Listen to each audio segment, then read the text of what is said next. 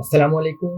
Graphics design with Adobe Photoshop and Adobe Illustrator tutorial গত পর্বে আমরা টাইপ 2 নিয়ে কিছু কাজ দেখেছিলাম। আজকে আমরা টাইপ 2 নিয়ে আরো কিছু বিস্তারিত কাজ দেখবো। সেই সাথে আমাদের আহ, যদি সময় থাকে একটা ক্যালেন্ডার ডিজাইন করবো। আমি নতুন একটা A4 সাইজের ডকুমেন্ট নিলাম।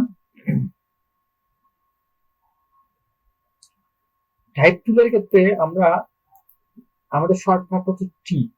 টাইপ টুলে আমরা যখন কোনো কিছু টাইপ করি, সেই টাইপের যে লেখাটা থাকে সেই লেখাটা পাত আকারে থাকে। সেটাকে যদি ভেক্টরে পরিণত করতে চাই আমাদের লেখা, আমরা এই লেখাকে ক্লিক করতে হবে। লেখাকে ক্লিক করে অবজেক্ট থেকে এক্সপ্যান্ড করতে হবে। যদি আমরা কোনো লেখাকে অবজেক্ট থেকে এক্সপ্যান্ডে পরিণত করি, তাহলে সেই লেখাটা অটোমেটিকলি একটা ভেক্টরে পরিণত হয়ে যাবে। এবং সেটাকে আর কিন্তু টাইপ 2 দিয়ে সেটাকে আর কোনো এডিট করা যাবে না। আমাদের প্রত্যেকটা টাইপ টুলের প্রত্যেকটা অবজেক্টকে কাজ শেষে আমাদেরকে এক্সপ্যান্ড করে একে ভেক্টরে পরিণত করতে হবে। আমরা আজকে আরেকটা টাইপ টুল নিয়ে কথা বলবো। সেই টাইপ টুলের নাম হলো, এটা একটু বড় করি। আমি এখানে চাচ্ছি এই আইটা একটু বড় করতে, শুধু আইটাই আমি বড় করবো। সেক্ষেত্রে আমি টাচ টাইপ টুল নামে একটা টুল রয়েছে। এই টুলটা যদিও নতুন সংযোজন, পুরাতন 2018 বা 2019-এর পরে এগুলো সংশোধন হয়েছে। এর আগের ইলাস্ট্রেটর গুলোতে আপনি এই অপশনটা পাবেন না। টাচ টাইপ টুলের কাজ হচ্ছে এই টাইপ টুল দিয়ে যে কোনো যে কোনো একটা, যেমন আমি আইকে ধরলাম, আইকে চাইলে আমি বড় করতে পারি, চাইলে আমি ছোট করে দিতে পারি। এক্ষেত্রে দেখা যাচ্ছে আমি বড় করি বা ছোট করি, আশেপাশের প্রত্যেকটা ওয়ার্ড সমান সংখ্যক স্পেসিং নিয়ে নিচ্ছে। আমরা যে ভেক্টরে পরিণত করেছিলাম, সেই ভেক্টর থেকেও কিন্তু আমরা চাইলে ছোট বড় করতে পারি। যেমন এখানে ভেক্টর থেকে আমি রাইট ক্লিক করলাম, আনগ্রুপ করলাম, আনগ্রুপ করার পর আইকে আমি সিঙ্গেলি ধরে আমি এটাকে বড় করতে পারি বা ছোট করে দিতে পারি। কিন্তু এই ধরনের কেসের ক্ষেত্রে আমরা অলওয়েজ টাচ টাইপ টুলটা ব্যবহার করব। কেন ব্যবহার করব? টাচ টাইপ টুল যখন আমি আইটাকে বড় করেছি, আই এর সাথে যে পি এর সাথে যে ডিফারেন্স, কোনো ডিফারেন্সে কোনো ক্ষতি হয়নি। কিন্তু এভাবে যখন আমি এটাকে বড় করলাম, দেখা যাচ্ছে আই এর সাথে পি এর যে একটা ডিফারেন্স, সরি স্পেসিং, সেই স্পেসিংটা আসলে আমাদেরকে ম্যানুয়ালি করে দিতে হচ্ছে, অথবা এখান থেকে ক্লিক করে আমাদেরকে এই পাশ থেকে স্পেসিং ঠিক করে নিতে হচ্ছে। এটা হচ্ছে আমাদের ভালো উপায় হচ্ছে টাচ টাইপ টুল ব্যবহার করা। তাছাড়া টাচ টাইপ টুল যখন আমরা ব্যবহার করব, তখন ছোট করব বা বড় করব, কি কাজ করব সেটাও আমরা ডিসিশন নিতে পারবো। যেমন এক্ষেত্রে আমরা বড় বা ছোট করতে পারি। সেটা সুন্দর দেখাচ্ছে কি দেখাচ্ছে না সেটা আমরা দেখতে পাবো যতক্ষণ না পর্যন্ত আমরা স্পেসিংটা করি নাই, বা হরিজন্টাল বা ভার্টিক্যাল যে ডিস্ট্রিবিউটেড স্পেসিংটা যতক্ষণ না করি নাই। কিন্তু এক্ষেত্রে অটোমেটিকলি হয়ে যাওয়ায় আমরা জিনিসটা কেমন দেখাচ্ছে, সুন্দর দেখাচ্ছে না ভালো দেখাচ্ছে, কিভাবে করলে ভালো দেখাবে, জিনিসটা সম্পর্কে আমরা মোটামুটি একটা আইডিয়া আগে থেকে পেয়ে যাই। কিন্তু এই ক্ষেত্রে দেখা যাচ্ছে এটাকে আমি ধরলাম, এটা যেহেতু একটা অবজেক্ট, এটাকে আমি বড় করলাম, কিন্তু এটা দেখা যাচ্ছে চারদিকে বড় হয়ে যাচ্ছে। এটার একটা অ্যালাইনমেন্ট ঠিক করতে হচ্ছে আমাকে। নতুন যারা, তাদের জন্য যথেষ্ট কঠিন এই কাজগুলো করা, মানে একদম নিখুঁত ভাবে কাজটা করা। সেক্ষেত্রে আমরা টাচ টাইপ টুলটা ব্যবহার করবো। আমাদের টাইপ টুলের অনেক বিস্তারিত আমরা কাজ দেখেছি। আজকে আমরা কিছু কাজ দেখবো, সেটা হচ্ছে ক্যালেন্ডার ডিজাইন করবো। আসলে টাইপ টুল দিয়ে ক্যালেন্ডারও ডিজাইন করা যেতে পারে, বা আমরা আসলে ক্যালেন্ডার যে ডিজাইন করি বিষয়গুলো তো অনেকটা টাইপ টুলের কাজের মতোই। ক্যালেন্ডার যদি আমরা ডিজাইন করতে চাই, আমি সবার আগে একটা A4 সাইজের পেজ নিয়েছি।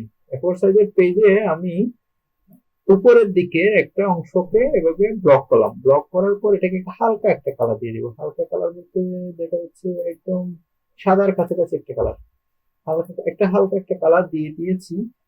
এখন আমরা নর্মালি দেখি বিভিন্ন কোম্পানির ক্ষেত্রে একটা লোগো থাকে, একটা ইমেজ থাকে।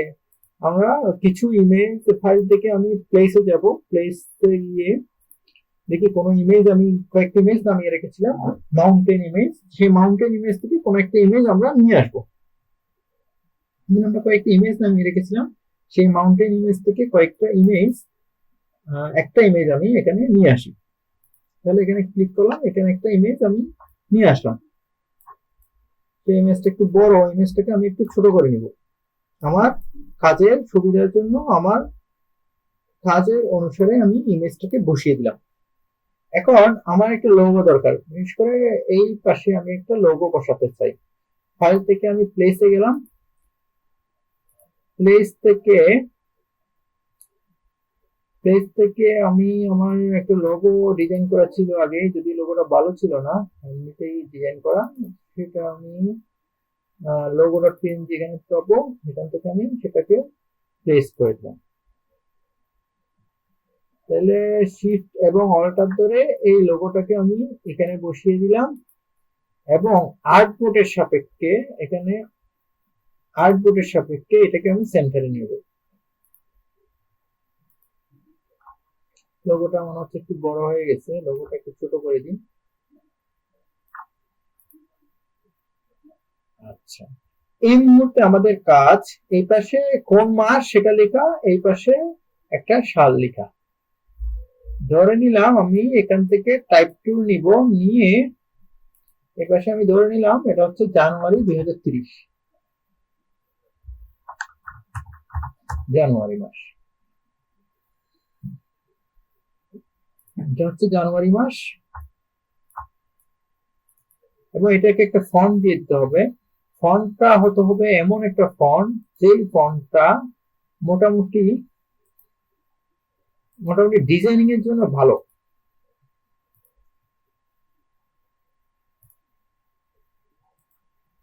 আমরা জানি যে আমাদের ফন্ট হচ্ছে দুই ধরনের ফন্ট আছে, একটা হচ্ছে শেরিফ ফন্ট, একটা হচ্ছে সেন্স শরীফ ফন্ট। আমাদের এই যে নেক্সা বোল্ড, এই ফন্টটা হচ্ছে একটা সেন্স শেরিফ ফন্ট। আবার নিকশ বা আমার শুধু আমরা কিছু ব্যবহার করি না, টাইমস নিউ রোমান, এগুলো হচ্ছে শেরিফ ফন্ট। যে ফন্ট গুলোতে দেখা যাচ্ছে এই যেমন যে এখানে ছোট ছোট করে কিছু ডিজাইন, অতিরিক্ত ডিজাইন আছে, যেমন এই যে একটা ডিজাইন, এটা দেখা যাচ্ছে এটা একটু অতিরিক্ত, তাহলে এই ফন্টটা হচ্ছে শেরিফ ফন্ট। আবার এই যে এলআর ডিসপ্লে, এটাতে দেখা যাচ্ছে সব মোটা ফন্ট, এখানে কোনো ডিজাইন নাই, এইগুলো হলো সেন্স শেরিফ ফন্ট। আমরা বিভিন্ন কাজে বিভিন্ন সময় বিভিন্ন ফন্ট আমরা ব্যবহার করি। আচ্ছা, জানুয়ারি জানুয়ারি নাম এখন 2030 সাল, 2030 সাল 2030, জানুয়ারি এবং 2030 দুটো নিয়ে নিলাম এবং দুটাকে দুই পাশে রাখবো। এক্ষেত্রে এটাকে ক্লিক করি এবং শিফট চেপে এটাকে ক্লিক করি এবং অ্যালাইনমেন্টে গিয়ে আমরা তাদেরকে আর্টবোর্ডের সাপেক্ষে না সিলেকশনের সাপেক্ষে ট্রাই করবো। তাহলে সিলেকশনের সাপেক্ষে আমি এখানে নিয়ে আসলাম এবং একটু নিচে নামাই দিই। এখন একটা খুব সরু রেখা এই দুই পাশে শিফট চেপে ধরে দিয়ে দিলাম, শিফট চেপে ধরে একটা সরু রেখা এপাশে দিয়ে দিই। দিয়ে দেওয়ার পর এটা একটা স্ট্রোকের একটা কালার দিয়ে দিই। স্ট্রোকে গেলাম, স্ট্রোকে একটা ব্লু কালার আমি দিয়ে দিই এবং স্ট্রোকটা আমি করে দিই 4 পিক্সেল। এই জানুয়ারিটাকে আমি করে দিই এপাশে, এই জানুয়ারিকে আমি লাল করে দিই, জানুয়ারি মাসটা আমি সবুজ করি এবং 2030কে আমি ব্লু বা নীল করি। তাহলে এটাকে আমি অন্য একটা কালার করে দিই, এটাকে আমি এই কালারটা দিয়ে দিই এবং এটাকে একটু উপরের দিকে চলে দিই। তাহলে আমাদের উপরের ফন্টটার আমি ডিজাইন তৈরি করলাম। এই মুহূর্তে আমাকে দুইটা ডিজাইন তৈরি করতে হবে, একটা হচ্ছে মাসের যে 30 দিনের মাস, 7টা দিন এবং 30টা গড়, তাহলে টোটাল 37টা গড়। আবার এই পাশে আমাদের অনেক সময় বিভিন্ন বন্ধ থাকে, বন্ধের জন্য গড়, সেক্ষেত্রে আমি একটা টুল নিই, রাউন্ডেড রেক্টেঙ্গেল টুল নিই প্রথমে এবং এখান থেকে আমি এতটুকু অংশ বিভিন্ন বন্ধ পূজা পার্বণ বা এগুলোর জন্য আমি রেখে দিই, এবং এটাকে একটা হালকা কালার দিয়ে দিই। এটা একটা স্টোকেরও একটা কালার দিয়ে দিই, স্টোকের কালারটা ঠিক আছে, এটা ইয়েলো থাকুক, এটা দিয়ে দিই। এই পাশের যে অংশটুকু আছে, তাহলে এটা এই পাশের অংশটাতে আমরা একটা রেক্টেঙ্গেল টুল নিয়ে নিই। পাশ থেকে ঠিক সেম টু সেম সাইজের একটা রেক্টেঙ্গেল টুল নিয়ে নিলাম। এই রেক্টেঙ্গেল টুলের মধ্যে আমাদের উপরের দিকে থাকবে 7 দিন, নিচের দিকে আমাদের মাসের কোন দিন সেটা থাকবে। এইটা যদি আমি এভাবে যদি আমি করতে চাই, তাহলে আমাকে অবজেক্টে যেতে হবে। এটা সিলেক্টেড অবস্থায় আমাকে যেতে হবে অবজেক্টে। এর আগে আমি এখানের যে কালার, সেই কালারটা একটু ডিপ করে দিই। এখানে যে কালার, সেই কালারটা একটু লাইট থাকুক, আর এখানে যে কালার এটা একটু ডিপ থাকুক। এখানে একটু ডিপ থাকার পর এই অবজেক্টে যে কালার, সেই অবজেক্টটা একটু লাইট হয়ে যায়। আচ্ছা, এই ডিপ যে কালার আছে, এখানে যে পাথ আছে, অফসেট পাথ, সেই পাথটাকে আমি অফ করে দিই। যে পাথটা থাকুক, কোনো সমস্যা নেই।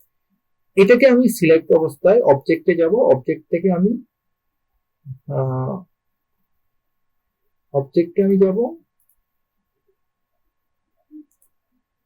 আচ্ছা, এই মুহূর্তে আমি এই রেক্টেঙ্গেল ক্লিক করলাম, তাহলে রেক্টেঙ্গেলকে সিলেক্ট করলাম। সিলেক্ট করার পর আমি যাব অবজেক্ট থেকে যাব পাথ থেকে যাব স্প্লিট ইনটু গ্রিড। তাহলে আমি অবজেক্টে গেলাম, অবজেক্ট থেকে পাথে গেলাম, পাথে স্প্লিট ইনটু গ্রিডে ক্লিক করলে আমাদের এরকম একটা উইন্ডো পাবো। এরকম একটা উইন্ডোতে আমাদের কয়টা রো থাকবে, কয়টা কলাম থাকবে? আমাদের রো থাকবে 6টা এবং কলাম থাকবে 7টা, কারণ 7টা কলামে আমি দিব 7 দিন, সপ্তাহে যে 7 দিন সেটা দিব, আর 642টা টোটাল। তাহলে স্কোয়ার গড় তৈরি হবে। যদি ওকে ক্লিক করি, তাহলে দেখা যাচ্ছে আমার টোটাল 46টা 42টা স্কোয়ার গড় তৈরি হলো। আচ্ছা, কন্ট্রোল জেড দিয়ে দিই, কারণ আমার এখানে দেখা যাচ্ছে এই পাতটা ছোট হয়েছে, এখানে স্ট্রোকটা একটু বেশি বড় আছে। আমি স্ট্রোকটা 1 পিটি করে দিই। স্ট্রোকটা 1 পিটি করে দেওয়ার পর এই অপশনে গেলাম, অবজেক্টে গেলাম, পাতে গেলাম, পাত থেকে স্প্লিট ইনটু গ্রিডে গেলাম, গ্রিড থেকে এখানে দিব 6 আর এখানে দিব সপ্তাহের 7 দিনের 7 এবং ওকে করব।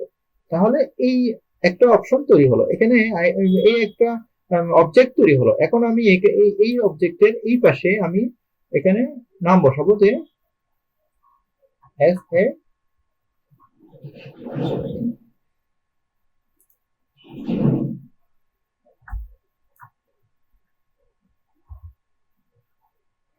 আচ্ছা, টাইপ টুলে গেলাম, টাইপ টুল থেকে আমি এখানে ক্লিক করলাম। ক্লিক করার পর আমি দিব এস এ মানে স্যাটারডে সেট। এই অপশন, এই লেখাটাকে আমি মাঝখানে নিয়ে আসি। মাঝখানে নিয়ে আসার পর কিবোর্ড থেকে অল্টার চেপে আমি ঠিক এই জায়গায় বসিয়ে দিই এবং কন্ট্রোল ডি কয়েকবার কন্ট্রোল ডি চাপেন। এই স্যাটারডেটাকে উপর কারসর নিয়ে গেলে অটোমেটিকলি এটাকে আমরা, এখন যদি আমি এই নামগুলোর উপর, এই লেখার উপরে কারসর নিয়ে ক্লিক করি, তাহলে স্যাটার থেকে সান লিখবো, সান দেওয়ার পরের দিন হবে মানডে, তাহলে মানডে, তারপর আমরা ক্যালেন্ডারে লিখি টুইসডে, TUES, তারপর হবে WED, TACRS, থার্সডে, এবং এটাকে দিব ফ্রাইডে, FR5। এখন এখানে দ্বিতীয় ঘরে আসবো। দ্বিতীয় ঘরের ক্ষেত্রে আমরা দ্বিতীয় ঘরে টাইপ টুল দিয়ে 01 দিব। এই 01 এর কালারটা আমরা বিভিন্ন কালার দিয়ে দিতে পারি। এখানে যেহেতু আমাদের এই ধরনের ব্যাকগ্রাউন্ড আছে, একটু সাদা টাইপের একটা কালার দিয়ে দিই। এটাকে একটু বড় করবো আমরা, যাতে একটু দেখা যায় 01, না একটু ছোট করতে হবে। আমি যদি অর্ডার এটা একটু ছোট করে দিতে পারি, ছোট করে আমার বাংলা মাস এবং আরবি মাস দুই মাসেরই তারিখ থাকে দুই পাশে, সেটা আমরা এক পাশে দিয়ে দিতে পারি। একটা হচ্ছে 06, আর একটাকে দিয়ে দিতে পারি 24 বা সামথিং, যে যে এটাই হয় এভাবে দিয়ে দিলাম। এই পাশে এটা এবং এটা ধরে এটা সাইজটা একটু কমিয়ে দিব, সাইজটা 12 ফিট থেকে আমি এটাকে 10 করে দিব, এই পাশে এটাকে আমি 9 বা 10 করে দিব, এটাকে 9 করে দিব এবং অ্যালাইন থেকে গিয়ে এদেরকে এক পাশে অ্যালাইন করব। এটাকে ঠিক মাঝখানে রাখবো, এই দুইটা নিচে নিচে অ্যালাইন করবো। এটার কালারটা আমি চেঞ্জ করে দিই, এটার কালার দিয়ে দিই একটা ইয়েলো টাইপের একটা কালার, এটাকে একটা রেড টাইপের একটা কালার আমি দিয়ে দিই। আচ্ছা, এটাকে রেড টাইপের দিলাম, এটাকে আমি একটা ইয়েলো টাইপের কালার দিয়ে দিলাম। দেখা যাচ্ছে এই মুহূর্তে আমি এই তিনটাকে একসাথে সিলেক্ট করব। এই তিনটাতে একসাথে সিলেক্ট করে অলটার চেপে ধরে আমি এই পাশে ক্লিক করলাম। এবার কন্ট্রোল ডি, কন্ট্রোল ডি না, এই পাশে আমরা অলটার থেকে ধরে একটু বেশি একটু কমই নিয়ে নিয়েছি, তাহলে অলটার থেকে ধরে আমি মোটামুটি এটার মতোই ঠিক মাঝখানে রাখবো। মাঝখানে রেখে এখন কন্ট্রোল ডি কয়েকবার প্রেস করবো। কন্ট্রোল ডি প্রেস করার ফলে আমার প্রত্যেকটা ঘরেই এই লিখাগুলো চলে এসেছে। এখন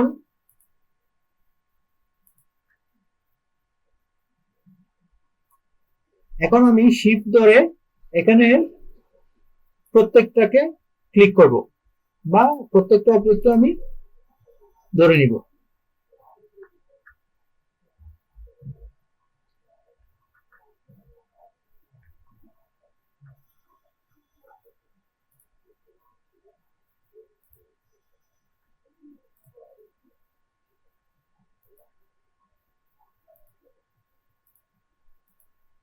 শিফট ধরলাম এবং প্রত্যেকটা অবজেক্টে আমি একটা একটা ক্লিক করতেছি। Shift shift shift shift shift shift,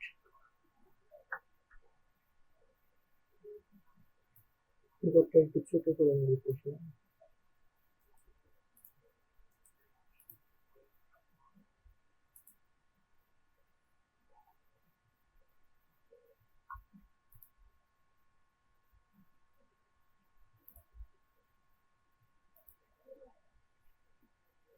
এখন আমি অল্টার ধরে এদেরকে ক্লিক করব, control D control D control D control D, এটা কন্ট্রোল ডি,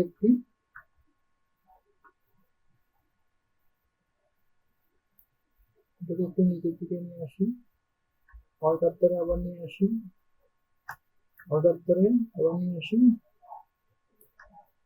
অর্ডার ধরে আবার নিয়ে আসি,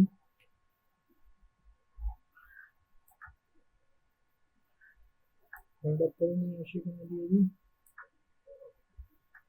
তাহলে মোটামুটি আমার ক্যালেন্ডারটা হলো। এখানে একটা একটা রুমে একটা ডিজাইন এখানে সম্পন্ন হবে।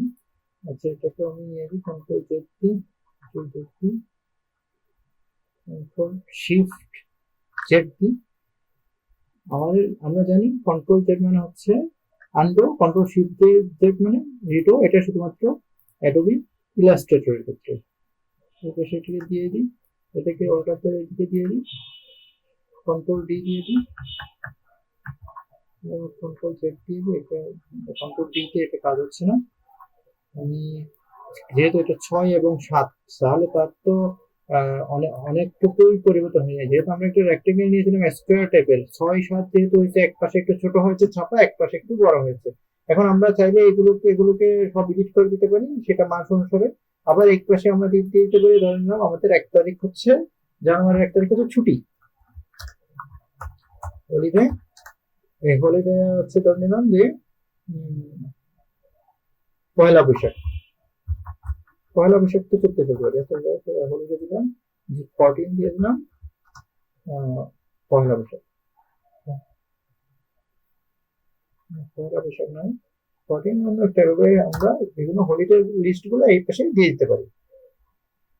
এই হচ্ছে আজকের আমাদের ক্যালেন্ডার ডিজাইন কোর্স। ক্যালেন্ডারটা কেমন হয়েছে আপনারা সবাই জানাবেন আমাদের, এবং আপনারা নিজেরাও এটা প্র্যাকটিস করবেন। ধন্যবাদ সবাইকে। আসসালাম।